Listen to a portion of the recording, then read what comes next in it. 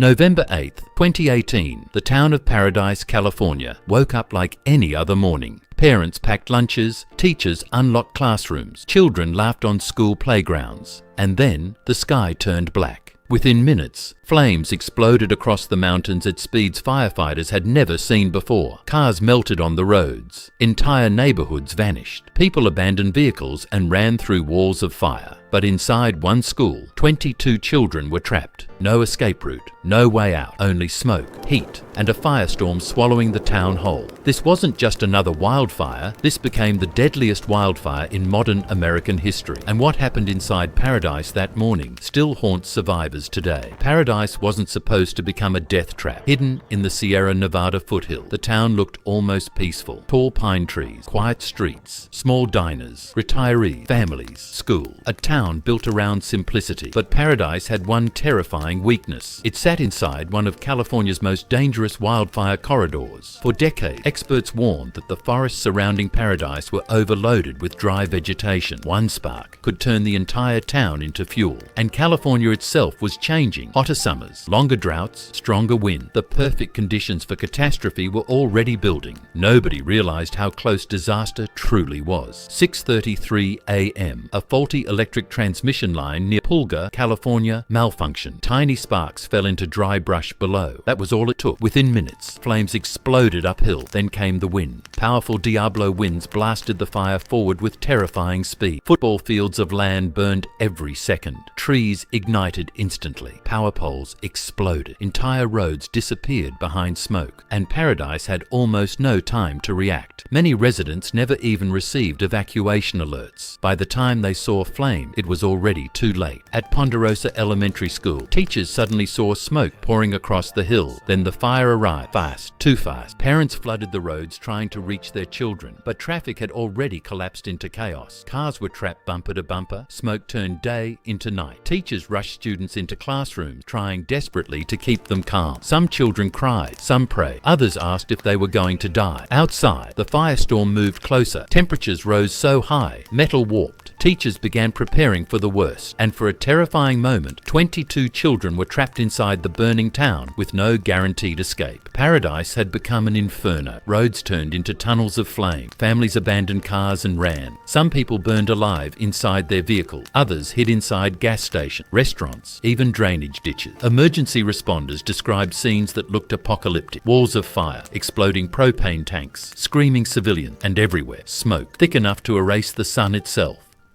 Many survivors later said the same thing. It felt like the end of the world. By the time the fire was finally contained, Paradise was gone. Nearly 19,000 structures destroyed, entire neighborhoods reduced to ash, 85 people killed, thousands displaced. Search crews spent weeks recovering human remains from burned homes and vehicles. Some victims were identified only through fragments of bone. The scale of destruction shocked the entire world. America had never seen a wildfire this deadly, and survivors faced an impossible reality. There was nothing left to return to. Investigators eventually traced the fire back to Pacific Gas and Electric (PG&E). The company's aging power equipment had ignited the disaster, but the warnings had existed for years.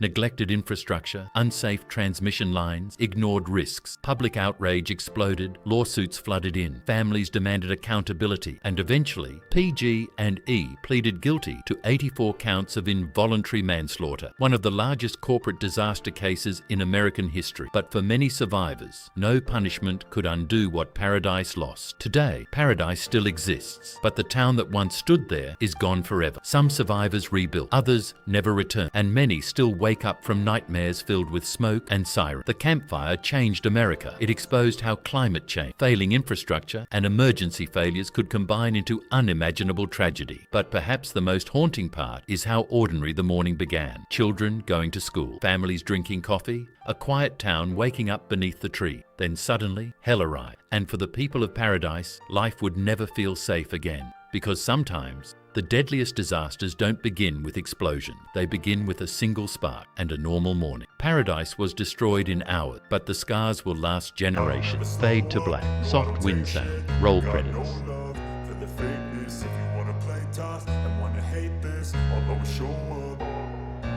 I don't ever slow up, no I don't take shit. I